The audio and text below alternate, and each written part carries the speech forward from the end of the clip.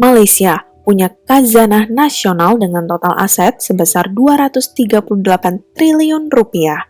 Singapura punya Temasek dengan total aset sebesar 5.250 triliun rupiah. Cina punya CIC dengan total aset sebesar 13.160 triliun rupiah.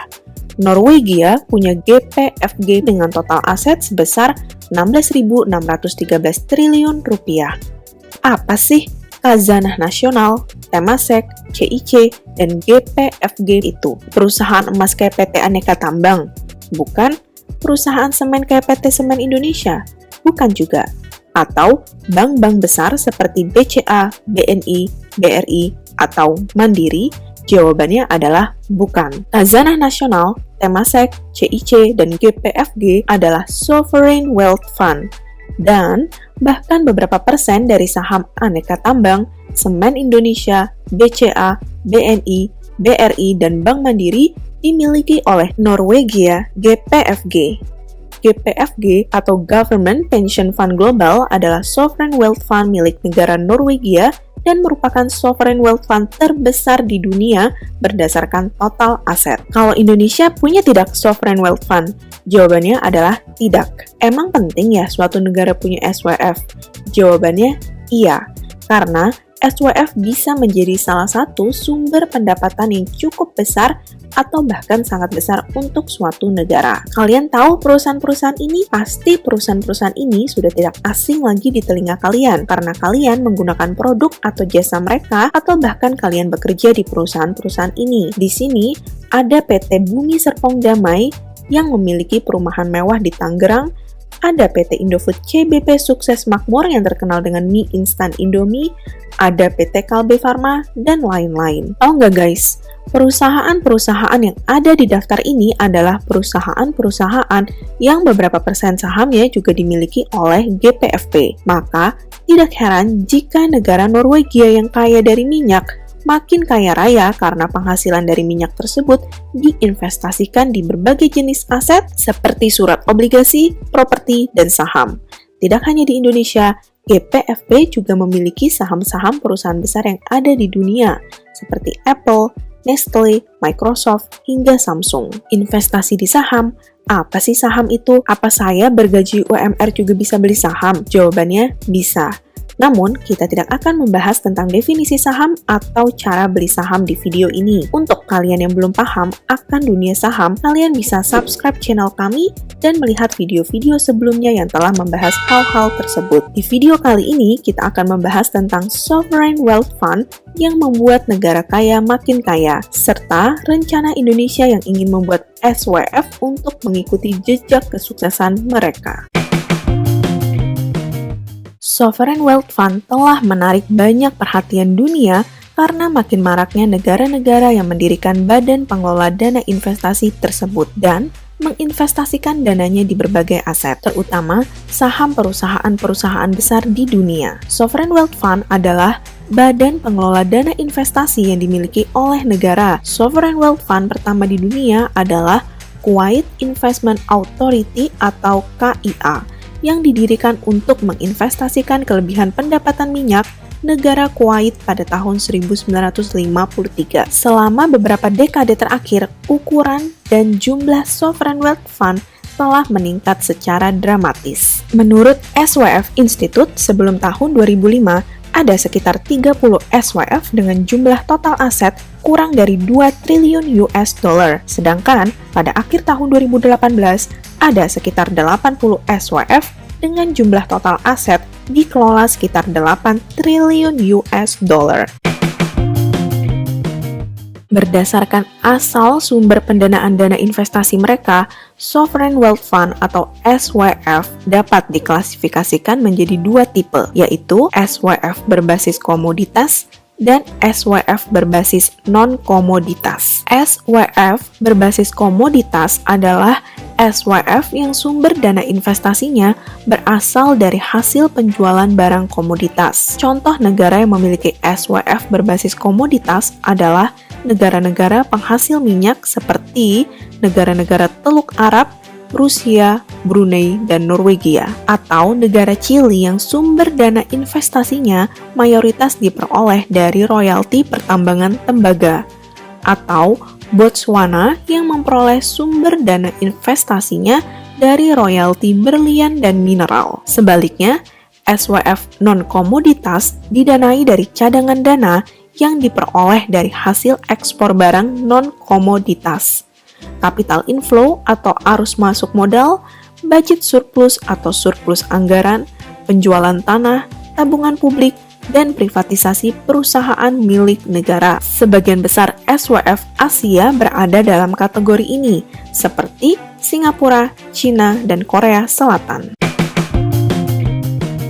Ketika SWF telah menjadi investor besar, apa dan di mana mereka berinvestasi dipantau dengan penuh semangat oleh investor dan pembuat kebijakan. Saham dan obligasi adalah dua aset paling umum yang dimiliki. Diperkirakan bahwa sekitar 80% SWF berinvestasi dalam saham dan obligasi. Beberapa SWF besar adalah pemegang saham penting dari perusahaan seperti Microsoft, Apple, Alibaba, Uber, Nestle, dan Royal Dutch Shell. Sebagai contoh, GPFG Norwegia sendiri memiliki sekitar 1,5% dari semua saham global yang terdaftar. SWF juga berinvestasi dalam aset alternatif seperti real estate, infrastruktur, dan ekuitas swasta. SWF menemukan bahwa investasi real estate dan infrastruktur menarik karena menawarkan volatilitas rendah dan aliran pendapatan tetap yang disesuaikan dengan inflasi. Sehingga,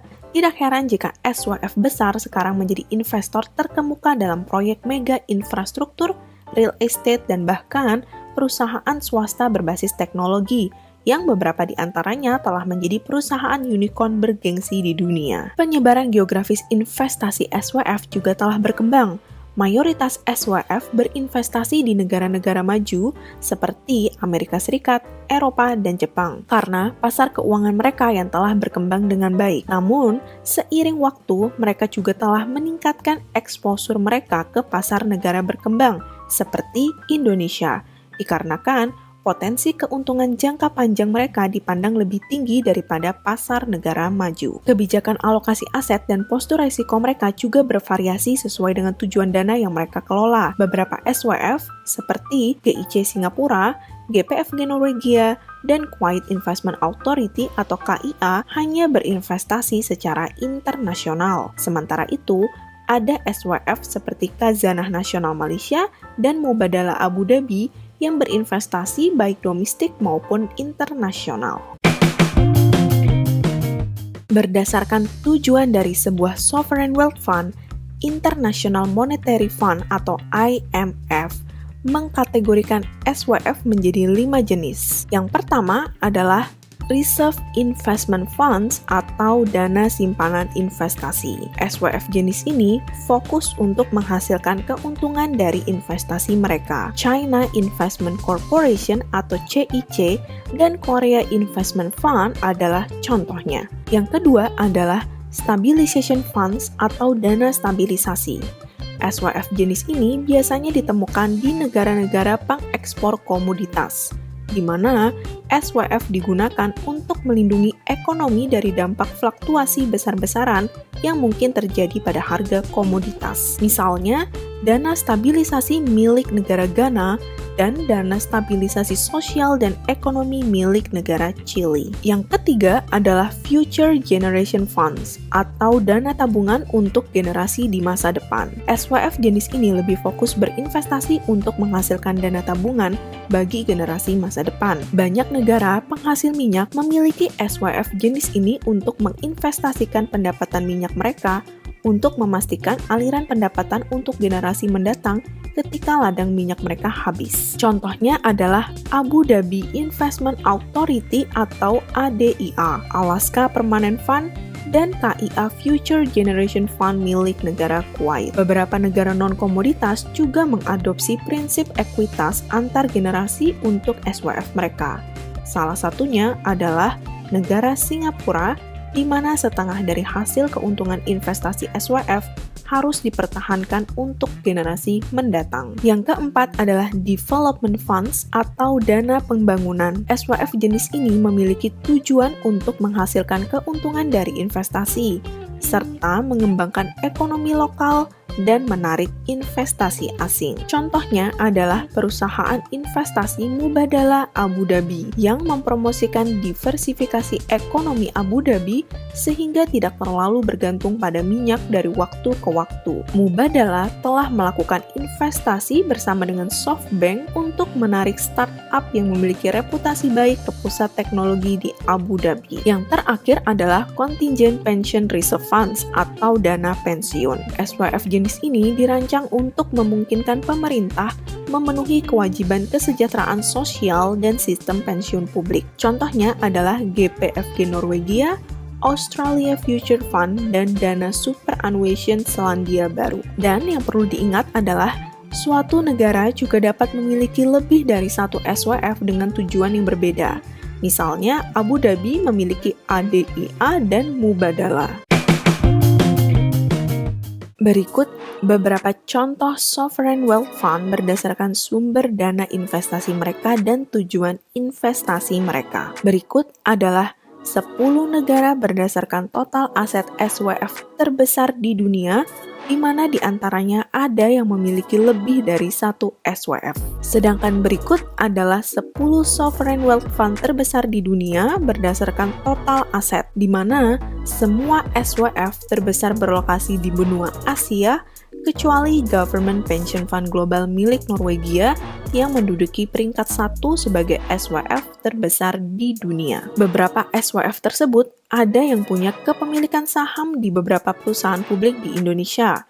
Sebagai contoh, Temasek yang merupakan SWF milik Singapura memiliki 34% saham Bank Danamon. Selain itu, Temasek juga memiliki perusahaan-perusahaan ternama di dunia seperti Visa, AIA, DBS, Mastercard, PayPal, Standard Chartered, dan lain-lain. SWF lain yang memiliki saham di perusahaan-perusahaan publik di Indonesia adalah GPFG milik Norwegia. Berikut perusahaan-perusahaan publik di Indonesia di mana GPFG mempunyai kepemilikan saham di perusahaan tersebut. Salah satu kepemilikan saham terbesar GPFG ada di PT PP Persero, di mana GPFG memiliki hingga 5,1% saham di perusahaan tersebut. Tidak hanya saham, GPFG juga aktif membeli surat obligasi milik negara Indonesia. Berdasarkan laporan tahunan Norges Bank, GPFG telah berinvestasi di surat obligasi di Indonesia dengan nominal sebesar 25 miliar kroner,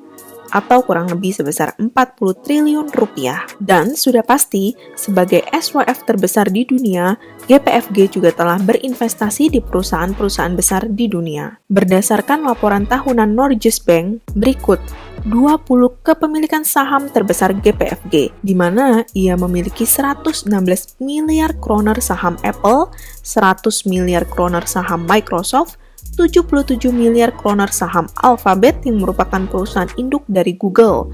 Selain itu, mereka juga memiliki saham di Nestle, Amazon, Alibaba, Facebook, Samsung, HSBC, dan bahkan Berkshire Hathaway yang merupakan perusahaan milik investor tersukses di dunia yaitu Warren Buffett. Total market value GPFG juga telah berkembang dari 23 miliar dolar pada tahun 1998 menjadi 1.148 miliar dolar pada tahun 2019. Wah.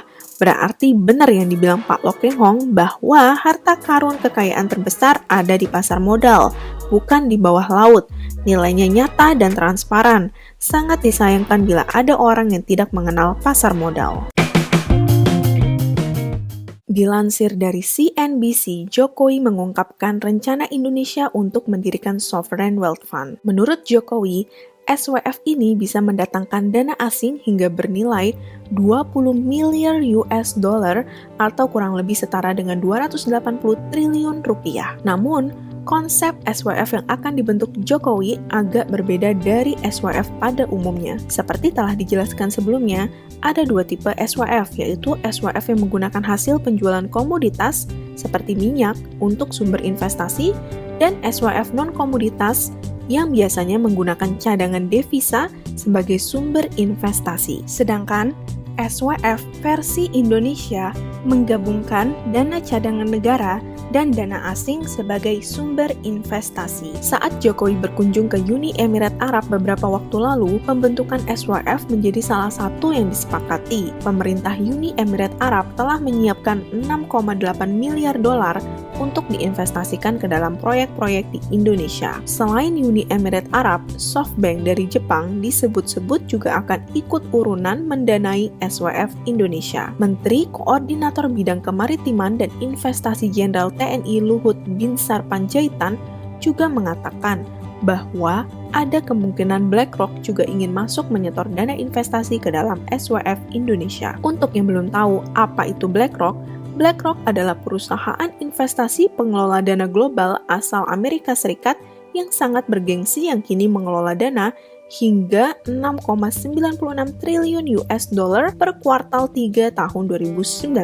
Tidak hanya sumber dananya saja yang berbeda dari SWF pada umumnya, tempat alokasi dana investasinya pun akan berbeda. Deputi Badan Usaha Milik Negara Menteri Kartika Wirjo Atmojo menyampaikan bahwa di negara-negara dengan surplus anggaran, dana negara digunakan untuk berinvestasi dalam proyek-proyek di luar negeri. Tetapi, dana SWF Indonesia akan digunakan sebagai katalis untuk menarik dana dari investor swasta untuk proyek-proyek dalam negeri. Dan rupanya model SWF Indonesia ini mencontoh model salah satu SWF milik negara Rusia, yaitu Russian Direct Investment Fund atau RDIF. RDIF didirikan pada tahun 2011 untuk berinvestasi bersama para investor global dan menarik investasi ke Rusia. RDIF telah menarik 40 miliar US dollar atau 588 triliun rupiah